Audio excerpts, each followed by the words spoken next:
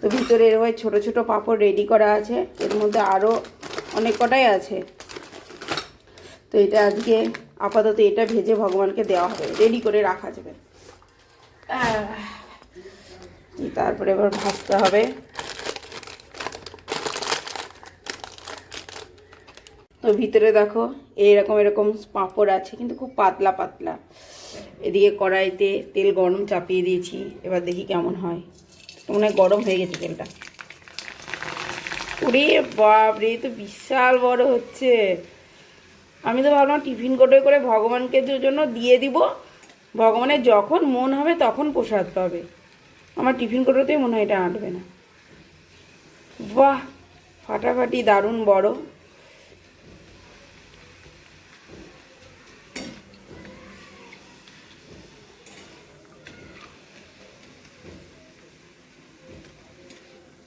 এটাকে আর একটু ভাজি।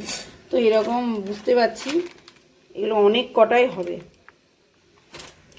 মানে প্রত্যেক একাদশীতে যে কদিন আছে এটা করে ভাজা হবে। তারপরে মধ্যে যদি আমার মায়াপুর যায় তখন নিয়ে আসা হবে।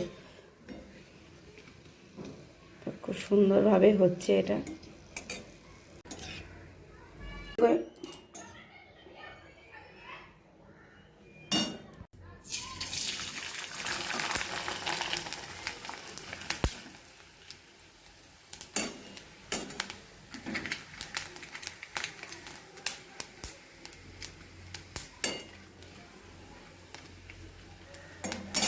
তো পাঁপড়টা পুরো একটু বেঁকে বেঁকে গেল।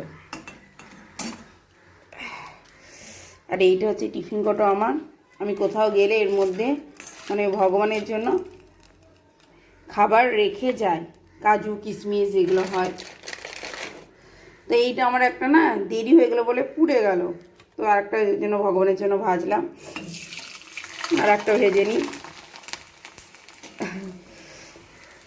দেরি করে তোলা হবে না, এগুলো উঠে গেলে সঙ্গে সঙ্গে তুলে নিতে হবে। আমি প্রথমটা একটু দেরি করলাম বলে পুড়ে গিয়েছিল। এইয়া তুলসী পত্র দিয়ে দিলাম, হালকা একটু ঢাকা দিয়ে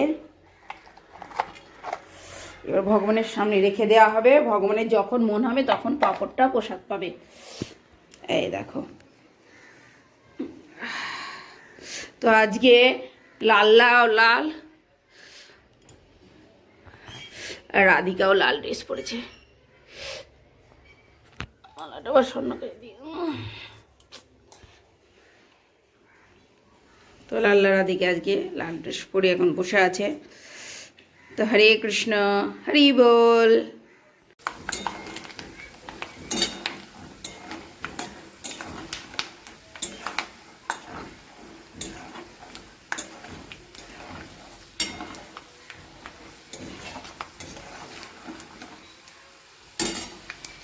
ভাবলাম শুধু পাঁপড়ি ভগবানকে দেবো, তা দুটো বাদাম ভেজেও ভগবানকে দেওয়া হলো।